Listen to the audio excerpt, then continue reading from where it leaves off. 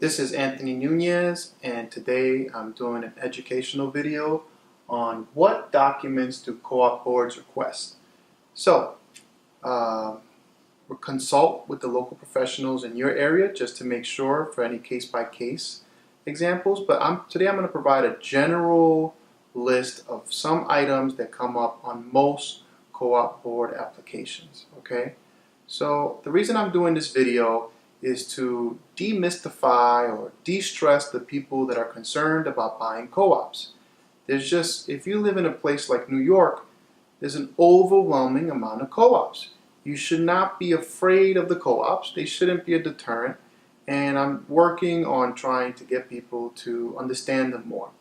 So the co-op board is going to ask for an application. This application is used to review the candidate before the interview. There is a co-op interview that every person looking to buy into a cooperative is going to have to take part in, unless you buy from the original owner or the person in the deal, which is called a sponsor. So unless you buy from a sponsor unit, which is a different segment. Okay, I'll do a separate lesson on sponsor. However, the co-op board application is going to ask for some very simple information. You'll get a profile sheet where you'll have your name, address, all the basics. But then they're going to want to get verification of employment. They're going to want to know that you're working or that you have a pension, or they want to know how you survive. Okay? They're going to want to run a background check. They're going to have a fee for a background check, which is not up here, but they will have that. They're going to want to see the executed contract.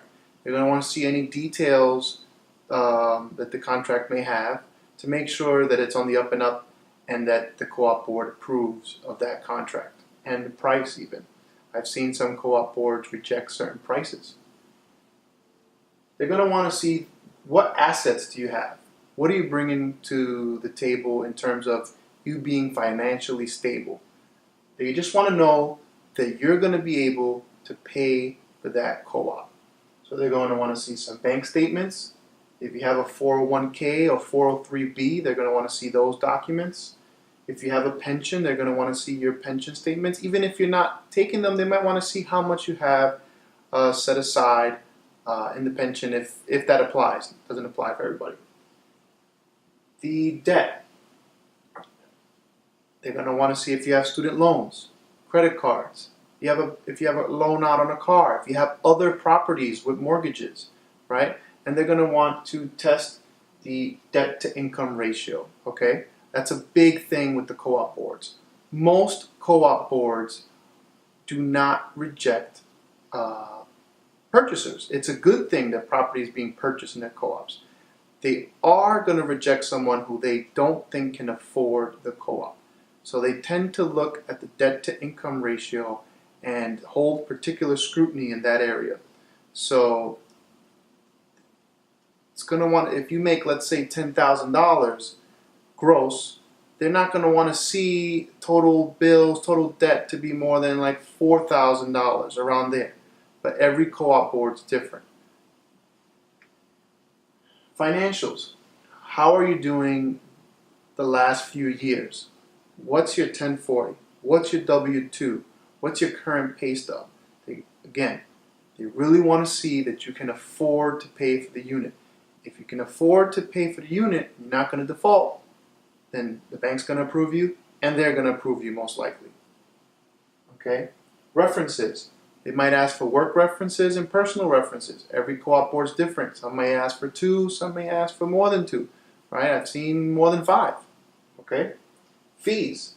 All right? Every co-op board is going to have some type of application fee. They might have a move-in fee. They might have a rug deposit, right? A lot of them are 80-20, where you got to have 80% of the floor covered in carpet, right? And they may have a carpet fee or a carpet deposit. So you're going to want your local professional to tell you what are all the fees involved with the particular co-op board or co-op that you're looking to purchase. All right? Now, I list these because they look overwhelming, but in reality, most of this documentation your bank's going to want anyway. So that you got to produce these documents regardless to buy property. So they will ask you for the same documents. They're also going to run a background check, right? Which is all a good thing, right? We don't want, well, they don't want sex offenders in their co-op boards most likely. So they will most likely reject those candidates. And they're not in the protected class, okay?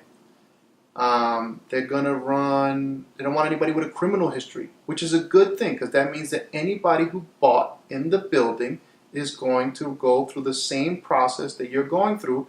So you're going to have good candidates coming into the cooperative.